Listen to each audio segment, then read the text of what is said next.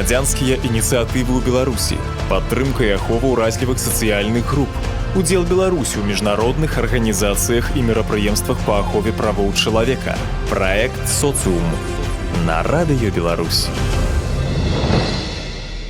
Вітаю, з вами Яніна Войцянкова.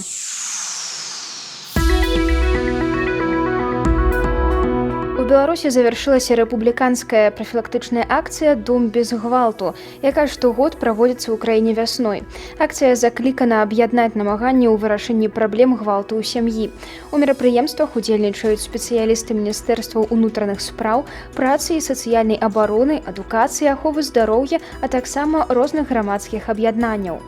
У дні акцыі праводзіцца шырокае інфармаванне насельніцтва пра меры барацьбы з гвалтам у сям'і, якія прымаюцца ў краіне, а таксама праходзяць прафілактычныя мерапрыемствы з аказаннем юрыдычнай і псіхалагічнай дапамогі. Начальнік управлення прафілактыкі МУС Олег Каразей распавёў Радыё Беларусь аб статыстыцы гвалту ў сям'і ў нашай краіне, пра акцыю «Дом без гвалту» і яе вынікі. По состоянию на 1 апреля текущего года уже зафиксировано около 700 преступлений, которые совершены в сфере семейно-бытовых отношений. И помимо этого 11 тысяч административных правонарушений. Если говорить о преступлениях, то больше 100 составляют тяжкие и особо тяжкие. Это 19 убийств, 58 фактов причинения тяжких телесных повреждений. По итогам первого квартала, в принципе, вот эти статистика по тяжким и особо тяжким находится на уровне прошлого года. Хотя по итогам самого 2019 года отмечалось увеличение случаев причинения тяжких телесных повреждений, убийств, которые повлекли смерть пострадавших. Но даже и сейчас у нас зафиксировано 27 смертей. Это вот только по состоянию на 1 апреля, а сейчас, конечно, уже к концу месяца эта цифра уже значительно выше, статистику мы получим в начале следующего месяца. То есть 27 человек – это только те, которые жили вместе с кем-то, вели общее хозяйство, какие-то раньше планы на будущее строили, и вот сейчас они погибли в результате преступлений. Понятно, что, как я сказал, около 7 сотен всего уже уголовно наказуемых деяний зарегистрировано. Но следует отметить, что основная масса все-таки преступлений, она не представляет большой общественной опасности, либо относится к категории менее тяжких. Это такие преступления, как умышленное причинение легких телесных повреждений, истязание, угроза убийством.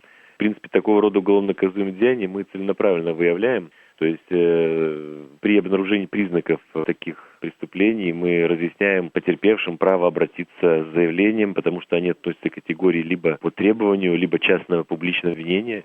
То есть надо только желание потерпевшего привлечь к ответственности для того, чтобы виновный был наказан. В случае же, если виновный находится в зависимом положении, либо по каким-то иным причинам не может самостоятельно защищать свои права, то тогда мы обращаемся в прокуратуру, и такие уголовные дела возбуждаются прокурорами. И потом они уже не подлежат прекращению за примирением, в отличие от общего порядка. Ну, 11 тысяч административных правонарушений – это тоже значительная сумма. Это серьезно говорит о том, что происходит в стране. И опять же нужно понимать, что административные правонарушения, которые мы фиксируем, они относятся к категории по требованию. То есть, опять же, четко выражено требование потерпевшей привлечь к ответственности является обязательным условием наступления таковой. Поэтому в том случае, когда потерпевший по каким-то причинам не хочет привлекать, то мы не имеем права начинать административный процесс. Как свидетельствует уголовная статистика, мужчины и женщины примерно поровну страдают от насилия в семье. То есть примерно 50 на 50. Но тут вопрос стоит, а кто совершает? И вот тут, конечно, на первый план выходят мужчины. Порядка 90% преступлений, которые мы регистрируем в семье, они на совести мужчин. Другое дело, что страдают не всегда женщины, но в том числе и совместно проживающие престарелые родители, либо наоборот дети. То есть те граждане, которые находятся в зависимом таком положении, которые самостоятельно себя защитить не могут в силу каких-то особенностей, либо психофизиологического развития, имеется в виду и возраст, и либо преклонный возраст, который даже не может себя защищать. И вот поэтому мужчины все-таки больше совершают, это действительно статистика подтверждает преступления, причем подавляющее большинство. Единственный момент в том, что когда мы говорим о таких серьезных преступлениях, как убийство, причинение тяжких телесных повреждений, то тут с 10% уже женское участие в такой преступности поднимается до почти 30%, то есть почти каждое третье уже преступление на совести женщин. Почему так получается? Но не в последнюю очередь и показывают результаты наших исследований в данной области, что женщины нередко систематически страдают от насилия в семье, и в целях защитить себя, в целях оградить себя от насилия в семье они хватают нож, потому что физически не могут противопоставлять себя мужской силе, и наносят удар ножом. И это уже, если проникающее ранение, это априори тяжкое телесное повреждение, но зависит от того, какой орган попадает нож, соответственно, может быть и летальный исход, соответственно, тогда убийство, либо тяжкий телесный, повлекший смерть. Поэтому тут действительно такая проблема комплексная, и она в том числе, вот еще раз подчеркну, не в последнюю очередь зависит от того, что женщины сначала долго страдают от такого насилия, а потом уже таким образом, пытаясь себя защитить, причиняют такие телесные повреждения. Тут важно понимать, что есть понятие обороны, то есть когда человек, естественно, может обороняться от преступления.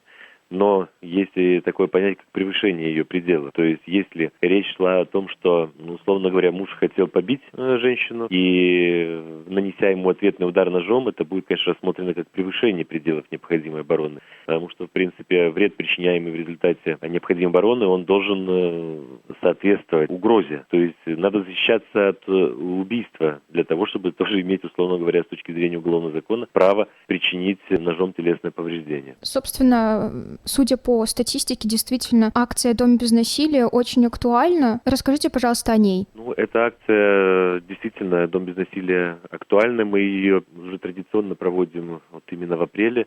Уже, наверное, порядка 10 лет этой акции. Она включена и в соответствующие планы по достижению гендерного равенства, которые у нас реализуются в стране. И направлена она в первую очередь несколько целей. Это еще очередной раз разъяснить тем, кто находится в ситуации насилия, кто страдает от насилия, о тех возможностях, которые государство сегодня предоставляет, не только государство, но и общественные объединения, которые предоставляют тем лицам, которые терпят такое насилие. И второй вопрос, помимо общепрофилактической такой задачи, есть и узкая задача уже работа именно с теми гражданами, от которых в течение последнего времени поступали сигналы в милицию в связи с насилием в семье. Потому что ведь когда я приводил статистику административную, уголовную, это ведь далеко не все факты, которые действительно в стране имели место.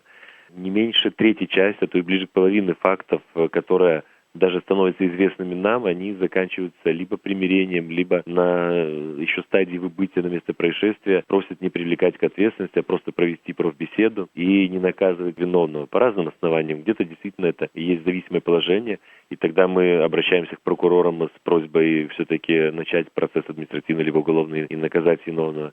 Либо по каким-то другим причинам потерпевшие не хотят привлекать к ответственности. И тогда не наступают какие-то вредные последствия для того, кто такое насилие применяет.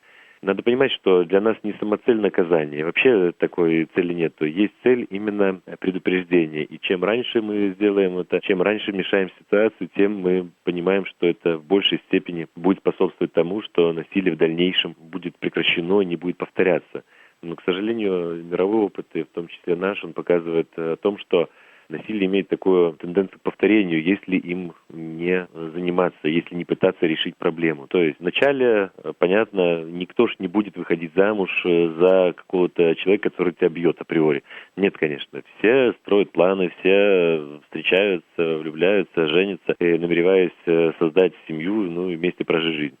Элементы насилия, они по нарастающей возникают. Сначала речь идет о каких-то психологических претензиях, попытке контролировать семейный бюджет, попытке запрета на контакты с друзьями, потом с родственниками, попытки действительно начинать какие-то свои порядки устанавливать и требовать их реализации, и с последующим наказанием за неповиновение.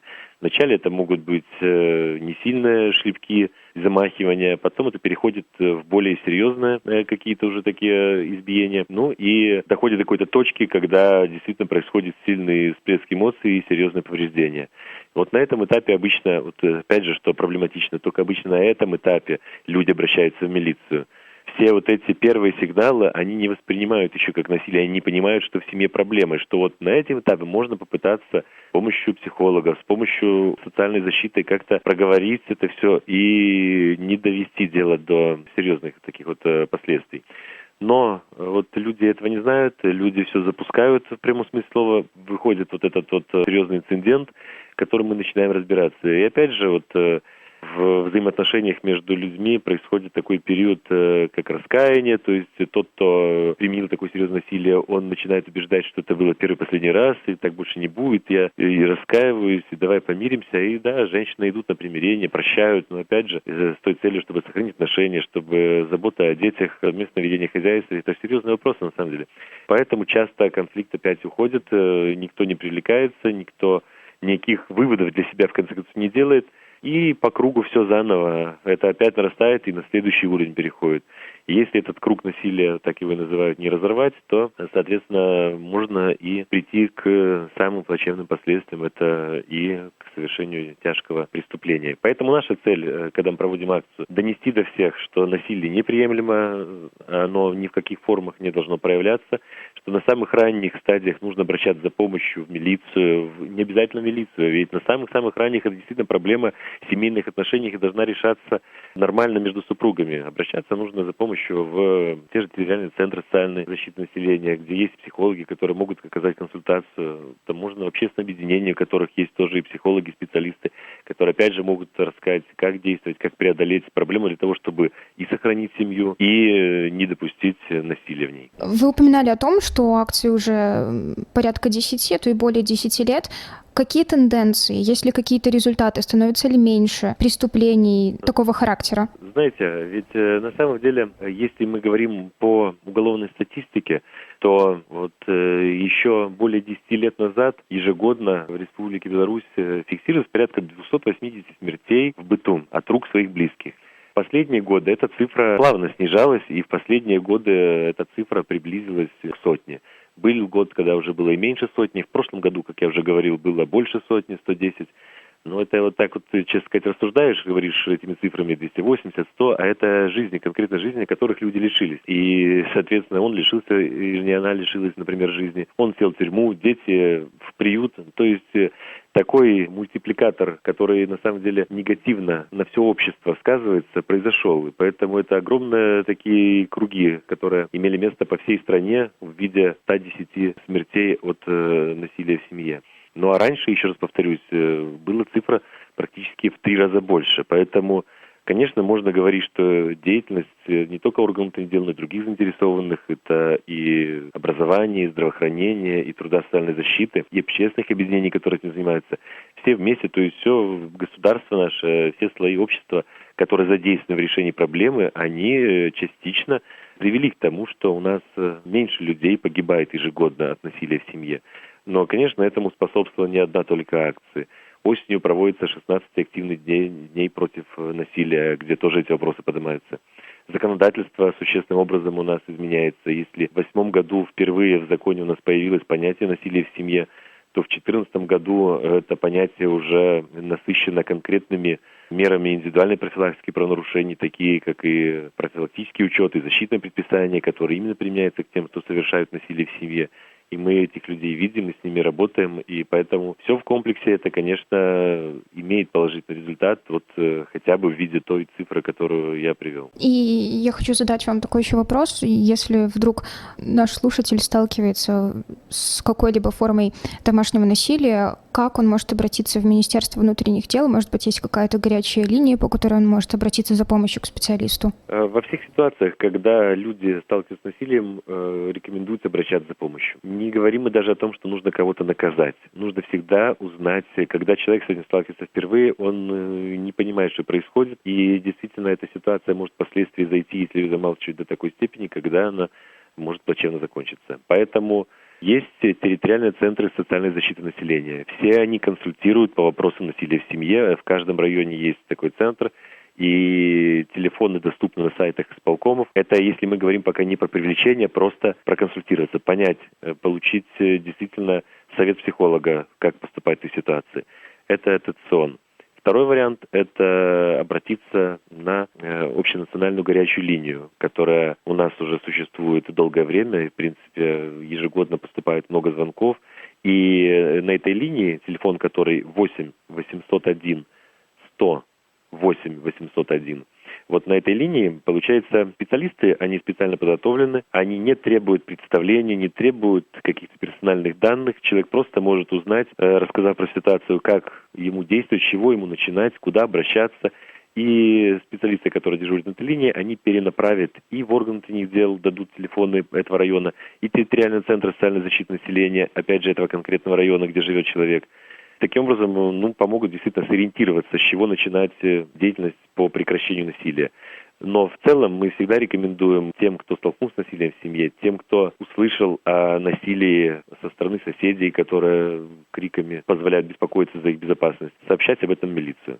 Телефон 102, мы всегда принимаем в любое время суток звонки, мы всегда направляем специалистов для реагирования и уже на месте определяемся и разъясняем, какая может быть ответственность за то или иное действие, как стоит себя вести, какие заявления написать, как обезопасить себя и так далее, и так далее. То есть наши сотрудники тоже постоянно проходят подготовку, как реагировать на насилие в семье, и мы готовы обеспечить качественную помощь тем людям, кто к нам обращается. Вопрос о наболевшем.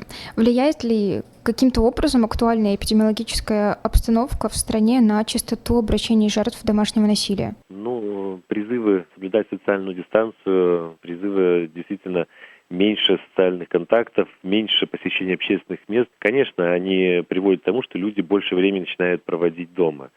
И сказать, что по итогам прошедшего месяца сейчас как-то уже кардинальным образом изменилась ситуация, мы, конечно, еще не можем. Это не будет показательная статистика. Но другое дело, что мы тоже прогнозируем ситуацию, когда люди постоянно будут находиться вместе, будут, если злоупотреблять спиртными, кстати, что очень важно отметить, у нас порядка 80% насилия в семье совершается в состоянии опьянения. То есть, если люди выбирают для себя такой путь, как закрыться и напиться, то высока вероятность того, что действительно мы начнем фиксировать сейчас больше и больше случаев насилия в семье, которые будут происходить. Вообще, сама ситуация, что именно дома происходит после распития, я еще раз повторюсь, 80%, оно именно так и происходит. Либо муж приходит пьяный домой, либо оба предварительно пьют. В итоге скандал, ссора и рукоприкладство, которое заканчивается уже совершением преступления фактически, когда мы оценим по факту уже причинения телесных повреждений. Поэтому призываю всех действительно быть ответственным по отношению друг к другу, по отношению к себе и не злоупотреблять алкоголем и не создавать ситуации, которые действительно повлекут это насилие.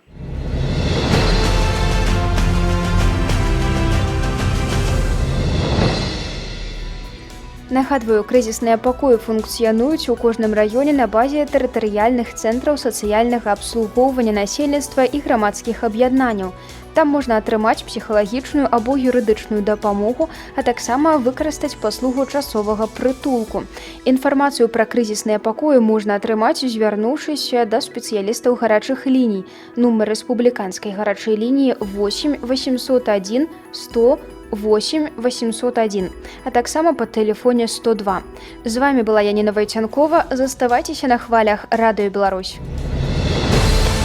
Грамадзянскія ініцыятывы ў Беларусі, падтрымка і ахова ўразлівых сацыяльных груп, удзел Беларусі ў міжнародных арганізацыях і мерапрыемствах па ахове правоў чалавека. Пра гэта і шмат іншага расказваюць беларускія сацыёлагі, палітолагі, эксперты ў галіне міжнароднага права, актывісты беларускіх грамадскіх арганізацый у праекце «Социум» на хвалях Міжнароднага радыё Беларусь.